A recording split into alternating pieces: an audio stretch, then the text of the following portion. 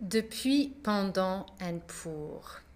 3 time words, 3 different uses, and also often used with different tenses. Let's have a little look. Depuis equates with the word in English since.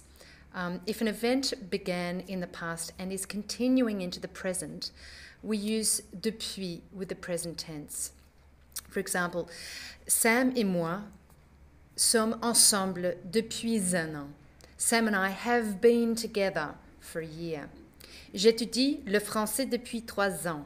I've studied French for 3 years, or I have been studying French for 3 years. J'étudie le français depuis 1997. I've studied French since 1997, or I have been studying French since 1997. I've started it then, and I've continued it, and I'm still doing it now. Depuis.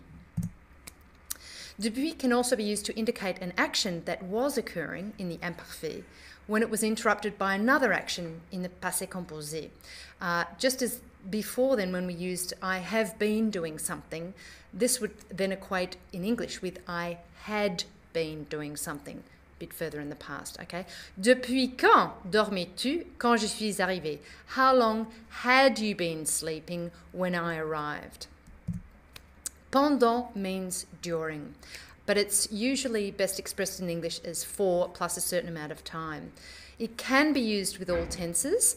Tous les jours, Betty parle avec Jess pendant 5 heures. Every day, Betty talks with Jess for 5 hours. Okay, we say for in English, but it's during a period of 5 hours. Pip, à Noël, Cher et moi resterons chez ses parents pendant 2 semaines.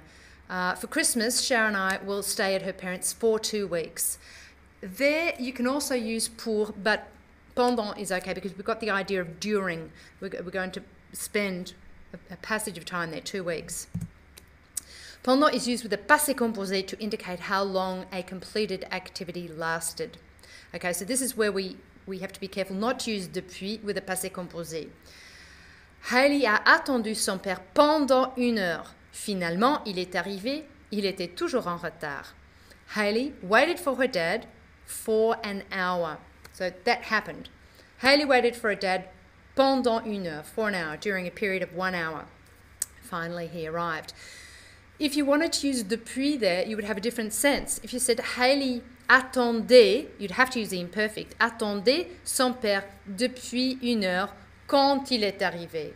See the difference? You'd have to say Hailey had been waiting for her father, imparfait, for an hour when finally he arrived. Something else happened in the passé composé. So that's how you can tell there's 2 different uses. Pendant, depuis, 2 different tenses. Pour is only used to indicate the duration of an event in the future. Note that the verb may be conjugated in either the present or future tense. So it's this idea of for in the future.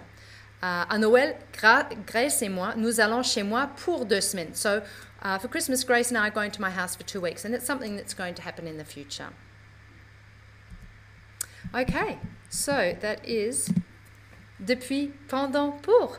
Merci et à la prochaine fois.